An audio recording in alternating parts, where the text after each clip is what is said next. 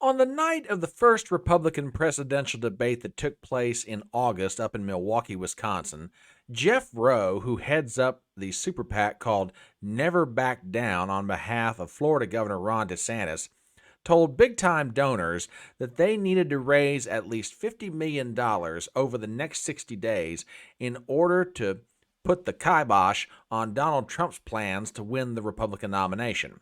Well, for poor old Jeff, I don't know how much money he's raised since then or where he's getting it from, but I know one thing's for sure. I can guarantee you, I know one place he ain't going to get a dime out of. What am I talking about? Hang on, folks. We're going to get into all this in just one second.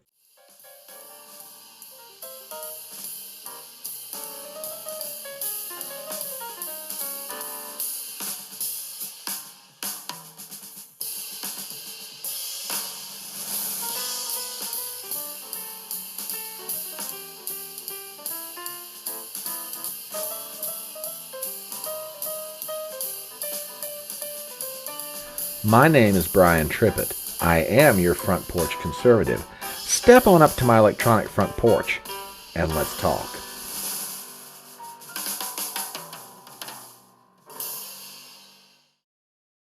If you happen to hear something right now that sounds like something that's absolutely going down the drain, more than likely the sound you're hearing are the chances of Ron DeSantis becoming the Republican nominee for president. Now, lest you think that I'm being incredibly harsh and horribly cynical, let me tell you something. Ron DeSantis got a piece of news today that put his campaign, which was already on life support, by the way, one step closer to being officially in the grave. Tom. Headline: Billionaire Ken Griffin, former DeSantis donor, on sidelines for GOP presidential primary. Article by Brian Schwartz. We read the following. Billionaire and Citadel CEO Ken Griffin, a major Republican donor, says he is sitting on the sidelines of the GOP presidential primary and not supporting Florida Governor Ron DeSantis, who he backed in 2022. Griffin is not impressed with what he's seeing from the alternatives to frontrunner Donald Trump and has yet to decide who he plans to help. He said in an interview with CNBC's Sarah Eisen, set to air Monday at 8 p.m. Eastern Standard Time. Quote, I'm still on the sidelines as to who to support in this election cycle, Griffin said.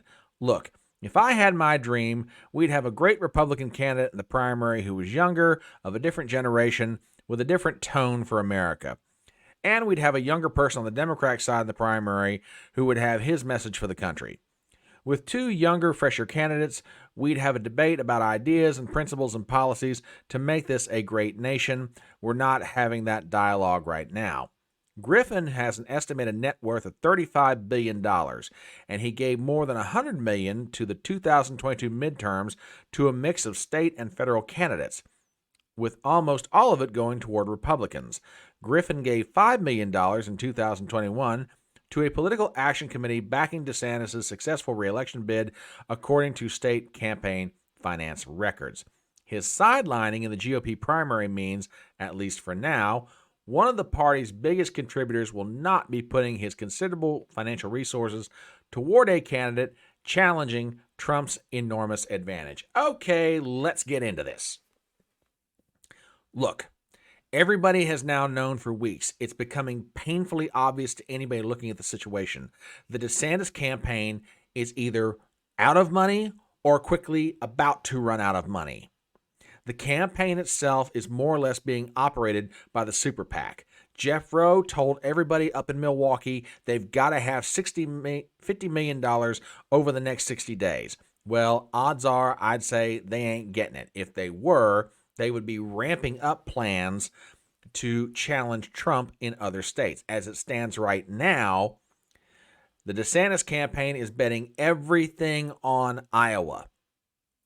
And that is not a good sign. I've been in and around enough campaigns and watched enough politics to know when you have a campaign, particularly for president, that is focusing on one state above all else, then that means it's one and done. It's either we win here or it's over. Let me show you an article from Politico, which leads me to believe that Trump realizes he's got the advantage and he's pressing it forward. Take a look at this. Article came out today from Politico. Trump moves to put the nail in DeSantis' campaign coffin. The president is upping his presence in Iowa in an attempt to close any door on a comeback by the Florida governor. Article written by Meredith McGraw and Sally Goldenberg. Donald Trump's campaign believes Ron DeSantis is flatlining. Now they want to bury him. The former president and his team are beefing up their efforts in Iowa, hoping to deliver the type of knockout punch that would effectively end the Florida governor's bid and send a message to other campaigns to get out of the way. Building on his 7 visits to Iowa so far this year, Trump is embarking on a Team Trump Caucus Commitment organizing event in Iowa with campaign volunteers at the Jackson County Fairgrounds in Moqueta, and remarks at the Grand River Conference Center in Dubuque this Wednesday. Trump plans to make 3 more stops in Iowa during the first half of October and again in the final days of the month, his team said. The Trump campaign is also bringing on Alex Meyer, who was recently part of the RNC's political data team, as a senior advisor to focus on both Iowa and Missouri. It's a remarkable investment of time from a candidate who has, through the summer, left a light footprint on the trail, and it's being supplemented with an air attack by Trump World as a pro-DeSantis PAC advertises aggressively in the state. MAGA Incorporated, the super PAC supporting Trump, is spending over $700,000 on advertising this week in Iowa, according to the ad tracking firm Ad Impact. Trump's Iowa team is focused on educating and training Trump supporters on the caucus process, and the Trump campaign has boasted of 27,500 signed caucus pledge cards and 1,500 local volunteers in the state. Quote, "No candidate has ever won Iowa by more than 12 points, and even the most conservative polls have us at double that margin," said Alex Latcham, the Trump's campaign early states director. "But I try to continuously remind our team and our staff and everybody that we do not take it for granted." Trump's flurry of activities in the state comes as his rivals have been crisscrossing Iowa in hopes that they can somehow finally change the trajectory of the race, which seems less and less competitive each day. Trump is, at this juncture, the runaway frontrunner nationally, and in Iowa he's beating DeSantis in state polls by about 30 points. But veterans of the state's caucuses say such a lead may be overblown and that Trump is wise to try and put his foot on the pedal right now. Okay, let's analyze this a little bit further. The Politico article points to the fact that Trump is up by 30 in Iowa, and they're not wrong. Take a look at the most recent average of polls out of the state of Iowa. He's got a 30-point lead. The most recent set of polls that came out were done by Emerson between September the 7th and September 9th. On that, he's got a 35-point lead. Average everything together over the past, call it month. Yeah, you've got a 30-point lead. Folks, I know that there are going to be people out there that are going to get mad at me, and they're going to be telling you the same thing now that I've told you all along. I don't have a problem with DeSantis. I think he's an effective governor for the state of Florida, but he never should have gotten into this race. He let his ambition override his political common sense. He listened to all the wrong people, and dare I say, including his wife, who tried to convince him he could win this thing. He's not going to win. He's losing his rear end. And at the rate he's going, Trump's going to absolutely tan his backside to the point the only thing left is the bone. He's going to get beat, and beaten badly. He's either out of money or fast running out of money, and now you've got a major donor in Ken Griffin, who has given money to the DeSantis campaign in the past, who said, "Nope, I'm out." And that's gotta hurt. At a time when they are desperate to get their hands on campaign cash, either for the PAC or for the actual presidential campaign itself, when you've got somebody of Griffin's monetary stature saying, "I'm not giving a dime to anybody," that's gotta hurt. But it's not all bad news all the way around. Well, at least not for one person anyway. Donald Trump appears to be transitioning to a general election campaign. As a matter of fact, a piece of news came out today that is equal parts wonderfully amusing and tactically brilliant. Take a look at this.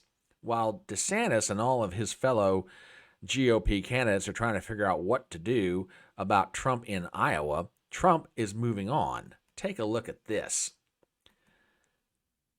Trump to visit Detroit as UAW boss scorches him. The former president will be in Detroit while his his GOP presidential rivals debate in California.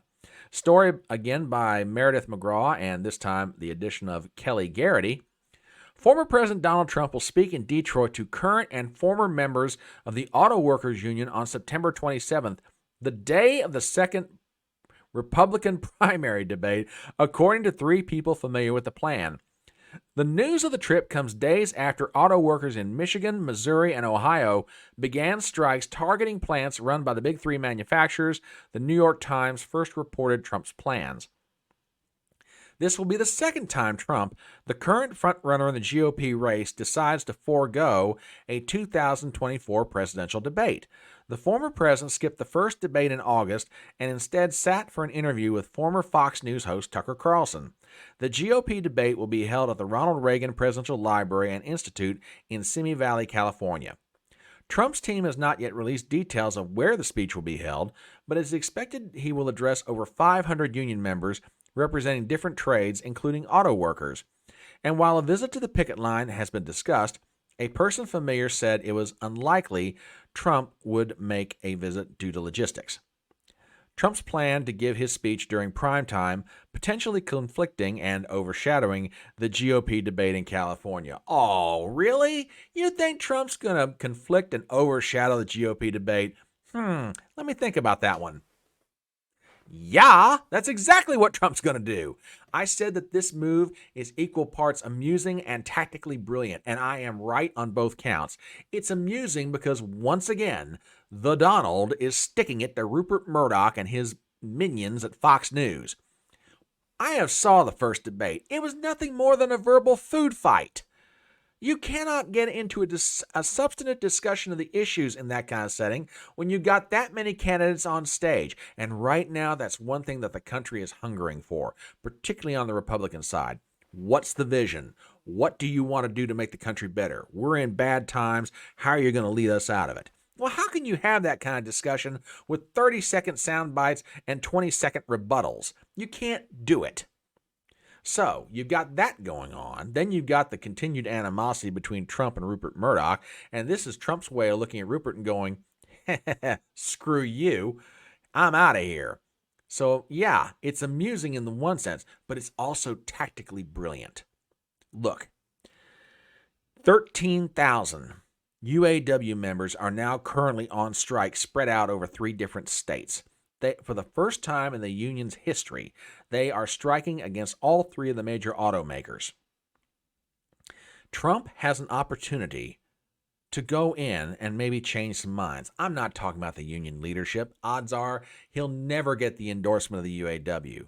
But as far as the membership is concerned, the fact that Donald Trump, the former president of the United States, is coming to Detroit, Michigan, to talk to current and former members of the union, that is huge. And it's also an indication that Donald Trump is starting to transition what he's doing from a GOP primary campaign to a general election campaign. He's willing to go on offense in places that are normally Democrat strongholds and Democrat bases of support, unions being one of the biggest. It would not surprise me, by the way, if at some point in the future, Donald Trump goes to New York City and makes a speech about immigration and border control, especially given everything that's going on up there. And if you think going into Detroit's big, wait till he pulls that one. So yeah, right now, DeSantis is in even more trouble than he was the last time we talked about this. Trump's getting even stronger, and he's moving into a general election mode. The train is on the track. There's a head of steam being built up in the engine, and it's about to roll out. But that's what I think about it. What do you think? As we start to wrap up this video, please do me some favors as always. Number 1, if you're not a subscriber to my channel, please do so. Number 2, please leave a comment below. I'd really love to know what you think about all this.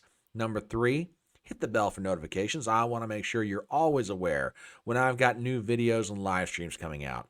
Number 4, share this thing around. And finally, please give me a thumbs up. My name is Brian Trippett. I am your front porch conservative, and I'll see you next time.